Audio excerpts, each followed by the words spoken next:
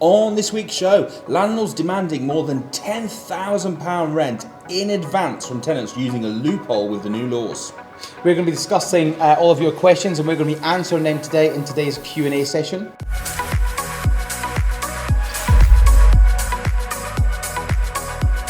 Welcome to the Property Investors Podcast. Thanks so much for tuning in. Make sure you subscribe so you never miss an upload. You can catch us on Apple Podcasts, Spotify and YouTube. Enjoy this week's show and don't forget to share it with all your friends. Hey, I'm Russell Leeds. I'm Alistair Cunningham. And welcome to the Property Investors Podcast. How are you doing? I'm really good. I love this backdrop that we've got. I know. It's, if opportunity doesn't knock, build a door. That's why we came to this venue, because we wanted to film right in front of that backdrop just for you. And for those that are listening and not viewing, as Russell just said, if opportunity doesn't knock, you build yourself a door. What does that mean? What does that mean for you?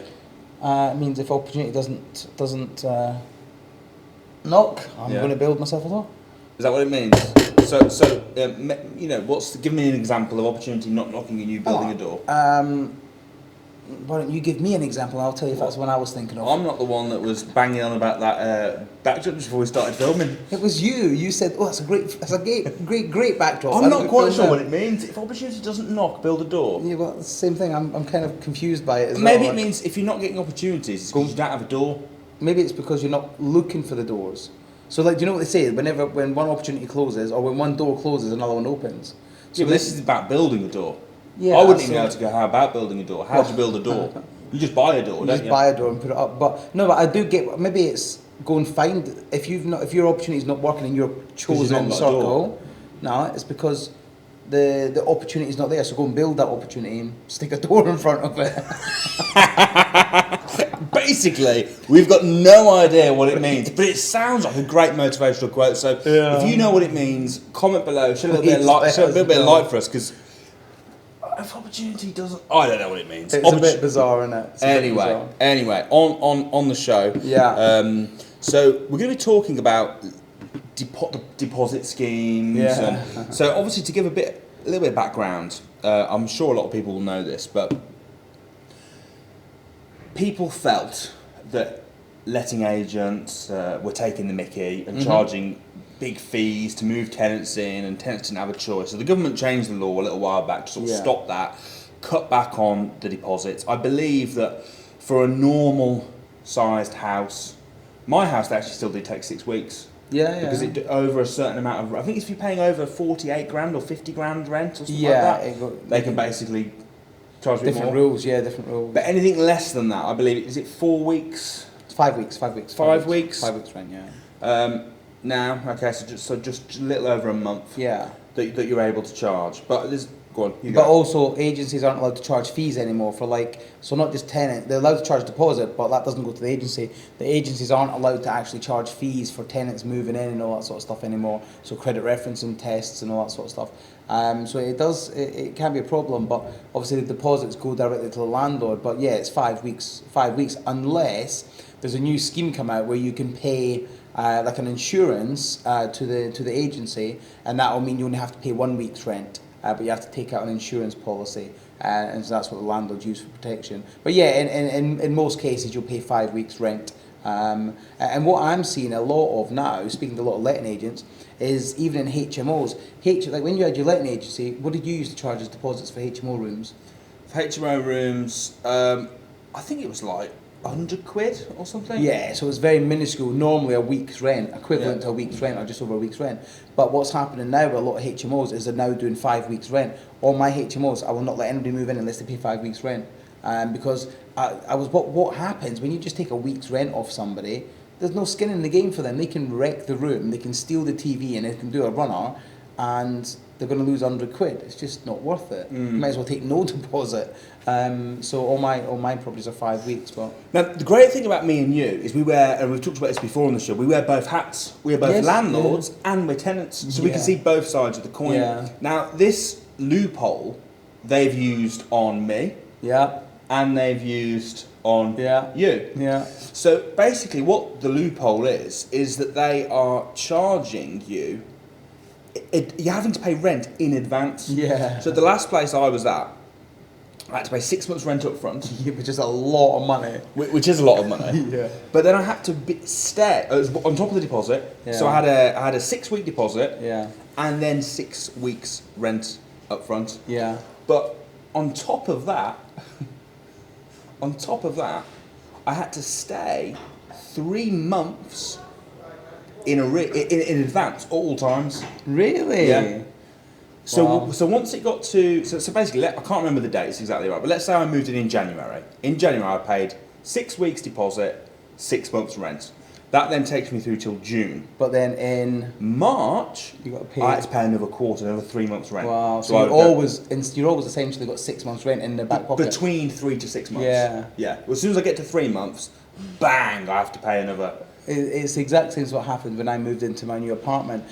Because obviously I'm doing this with a company, my company, I had to pay 5 weeks rent, Yeah. and then I had to pay 6 months rent, 5 weeks deposit as rent, and then I had to pay the 6 months rent as an advance payment. But I don't have the clause where you have to pay 3 months in advance. I won't do it. He tried to put it in, and I said no. I said, at the end of 6 months, I'll pay you the next The 6 thing months is that rent. And then I've just had a Yeah. negotiation with my landlord where I paid the next 6 months because I was contracted for a year. So I paid the next 6 months, and I said to him, I says, look, just so you know, if you want me to stay at the next rental due, I says, I'm paying monthly. You either accept it or you don't accept it. It's that simple. But if you don't accept it, I'll move on and get my. And he's like, we'll discuss it closer to the time because I want you to stay because he knows I'm a good tenant. So it. Yeah, it's. You're right. We wear both hats, but I hate the hat of having to pay 6 months rent. Well, what do you think of it then as a sort of a landlord? Obviously, it's a loophole in the system because this was brought in to stop this from happening, to make making renting easier. Yeah. But obviously, they've got around the deposits by just saying, well, you got to pay rent in advance then. Yeah. What do you make of that? What do you? Because look, it serves a purpose, doesn't it? Like it served a purpose for me when I was doing trying to rent a new place because I wanted to rent it quickly. I wanted to rent it on my terms, and I wanted to negotiate the rent. So I was in a position where I could afford 6 months, and it meant I saved a lot of money on the monthly rent. So over the 6 month period, I am saving like £5,000. So on that basis, it's worth it. But it's as long as it serves a purpose, then I'm fine with it. But typically, generally, the reason why landlords want 6 months rent is because you can't generally pass the financial aspect of rental because for rental referencing, you have to earn I think it's 4 times the amount of rent you're going to be paying, and you have to be able to prove that. So you have to be able to prove that you can afford it, and you have 4 times the income, 4 times the rental income as your salary. And for some people, when they're in business, that's just not always possible. Doesn't mean they don't earn it. It just means that it's just not always possible to prove. it doesn't mean they don't earn it. It just means that they fiddle their tax and means come to bite them on the butt. get- Honestly, though, it's the same as it's the same as with the bounce back loans. All these people going, oh, it's not fair. It's like, well, if you'd been paying your taxes, you'd been putting through your actual earnings, you'd be able to get help. But because you didn't, and because you were only earning 15 grand a year, you've all those money you've saved on tax, you've lost now. The thing is, exactly, 100% agree with you. But you've got to ask why somebody would pay 6 months rent up front. I know so many people that do it. Like, for instance, if you're looking to get an apartment or a house on a service accommodation basis, a lot of landlords want 6 months up front because they know it's quite high risk. So Well, one of the criteria is you have to pay 6 months. If you want the property, it's what people are willing to pay, isn't it? Of course it is. In some ways, I like it because I like the fact supply and demand, it's what people are willing to pay.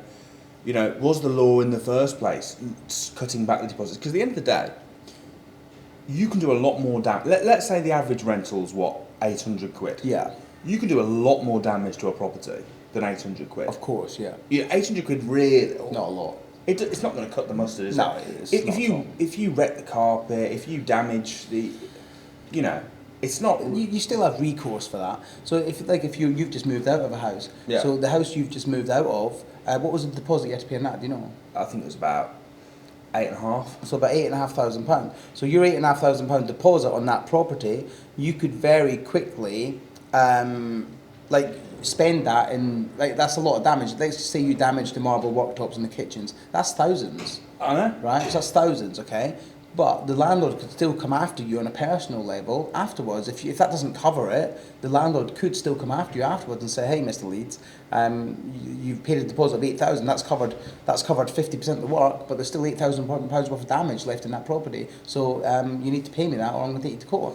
So Realistically, does that really happen? well, it does, but that leads us on to an article I was reading the other day where there's a lot of obviously complaints lodged with the tenants. Deposit scheme, the TDS, and what happens is the deposit protection scheme, DPS, deposit protection scheme, and what happens is if there's an issue with deposits not getting paid back because the landlord said no, you owe that, you can go to the DPS and you can say, look, I want my money back, and it's interesting. What's the percentage do you think of the when there's been a complaint made? What percentage do you think is awarded in favour of the tenants? In favour of the tenants? In favour of they say the tenants complain. What percentage do you think win the complaint? Well, I'm going to be honest. From my experience as a tenant, most landlords I've had to deal with have been absolute cocksuckers. when it comes to like liars. Yeah. Just you were telling me a story earlier. Tell that story earlier. The one with the patio. So I moved into this house just a few years ago now, and in the back garden there was behind one of the windows was just a complete dirt patch, and the landlord was quite friendly. He was one of those. Although it was through an agent, if I rang the agent, he would come himself. You know, to check stuff like that. I think the garage door broke and he popped in. Anyway, one of the times he came in, I can't remember his name now, but let's say it was Bob. I was like, "Hey, Bob, big dirt patch out there. Do you mind if I put a patio down instead?" And he was like, "Oh no, great, yeah, that would be great. It would look, much better than the dirt patch." I was like, "Fantastic." So, got a guy to come in, lay the patio, looked really nice. Anyway, a couple of years later, I moved out, and the landlord charged me, knocked off my deposit, 500 quid for the removal of the patio, and claimed I did it without permission. I was like, what? I was like, what a load of rubbish. I was like, you told me I could put it down. And he was like, no, I've paid £500 to get it ripped out. So I drove down, had a little peek over the wall. Sure enough, patio still there. Yeah. I was like, what an absolute... It doesn't make sense, does it? Like, you've added value to his property and then he's trying to stitch you up for it. You paid for it, you didn't ask him to pay for it, and then he's trying to charge you 500 quid at the end because... I had the same thing with... I put in a CCTV system at one of my houses, and I left the CCTV system in, and they said, "Oh, we need to charge an electrician to come in and remove it." Why? And I said, "Well, if you're going to remove it, I want my CCTV camera back, thank you very much." Yeah. And they were like, "Oh, well, we don't want to give it you back," because I said, "Well, if you're not going to give it me back, then you can't charge me to remove it. Yeah, you can't have it both ways." Yeah. So I reckon that probably most landlords were being unreasonable. Yeah. Because they seem to be unreasonable. Don't know why. I'm going to guess 70-30 in favour of the tenant. Okay, so the article I was reading, it's actually 95%. 95? 95% of in tenants. favour of the tenant? Yeah, 95% of the time, whenever there's been a complaint lodged, it's been awarded in favour of the tenant. See, it should be 100% in favour of the landlord, because what should happen is the landlord should only put a claim in when there's genuine... Yeah.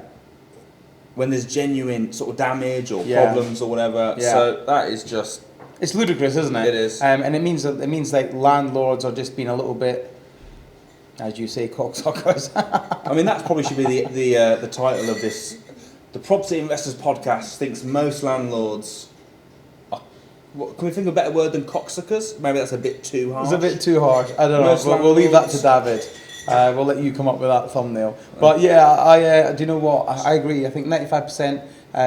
It means landlords are just trying to pull the wool over people's eyes. Why do they do it? Why can't they just be happy? Like, for me, I've never, Yeah. even when they've trashed it, Just can't be bothered with the hassle, No. can you?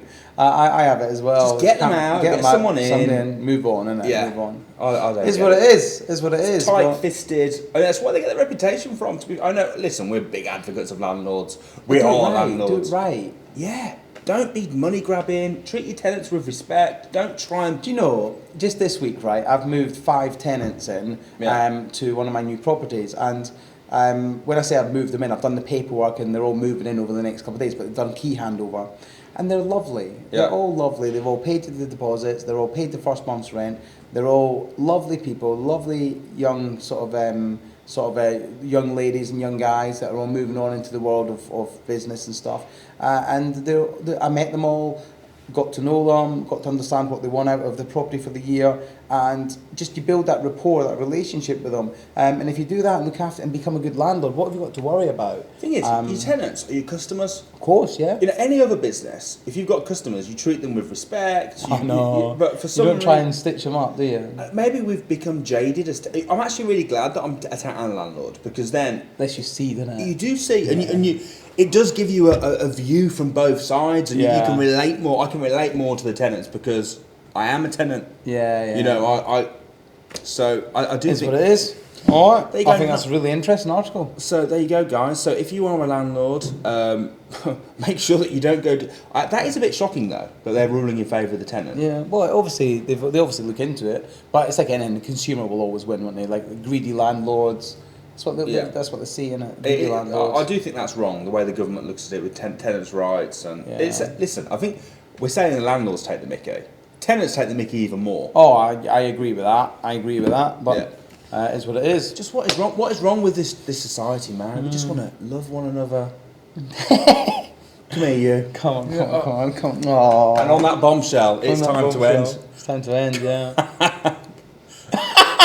No, David. No, don't do that. I know that's what you do in your spare time, David. But anyway, on that bombshell, it's time to end. Hope you've enjoyed the show. Listen, make sure you share, make sure you love, make sure you like. Leave a comment below. What was your best bit? And do you think landlords are cocksuckers? If you do, put a comment below.